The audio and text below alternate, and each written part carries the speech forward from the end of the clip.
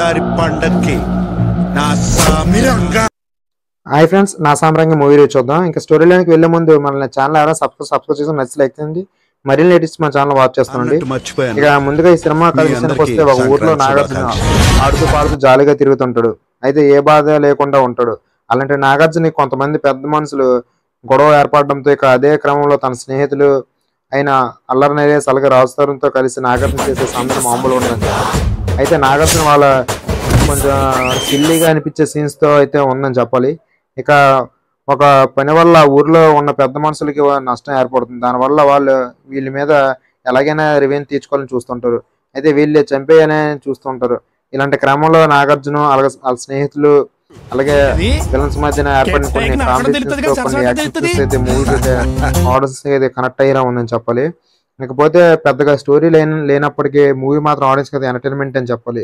ఇక ఈ సినిమా విశ్లేషణకు వస్తే మాత్రం నాగార్జున కొత్తగా సోగ్గాడ్ చిన్న మూవీ టైప్ లో అయితే దీనిలో కనిపించడం జరిగింది. అయితే వాళ్ళతో పాటు అల్లరి నరేష్ అలాగే రావు సార్ని అయితే మంచిగా సపోర్ట్ చేశారని చెప్పాలి.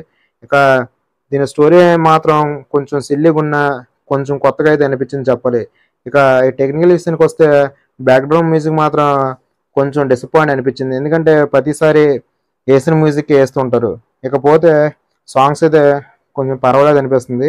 ఇకపోతే కొన్ని సీన్స్ బ్యాక్గ్రౌండ్ మ్యూజిక్ అయితే అసలు వర్కౌట్ కాదు. కొన్ని యాక్షన్ సీన్స్ కానీ బ్యాక్గ్రౌండ్ స్కోర్ మార్చుంటే బాగుండేది. ఇకపోతే కీరవాణి అందించిన సాంగ్స్ అయితే ఈ మూవీకి అయితే ఏమాత్రం బాగాలేదని చెప్పాలి. ఇంకా సినిమాటోగ్రఫీ కొన్ని బాగుంది అనిపించింది. ఇంకా కొన్ని ల్యాక్ సీన్స్ అక్కడక్కడైతే చాలా వరకు ఉన్నాయి.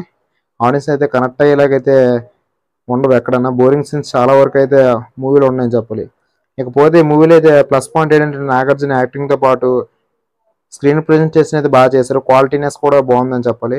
ఇకపోతే అల్లరి నరేష్ టైమింగ్ అయితే చాలా పర్ఫెక్ట్గా ఉంది. ఇంకా నాగార్జున యాక్టింగ్ అయితే ఈ మూవీకి ప్లస్. ఆ పాయింట్ ఆఫ్ వ్యూ తీసుకుంటే నాగార్జున అన్ని మూవీస్ కన్నా ఈ మూవీలో అయితే కొంచెం డిఫరెంట్గా అయితే డైరెక్టర్ ప్రెజెంటేషన్ చేశారని చెప్పాలి.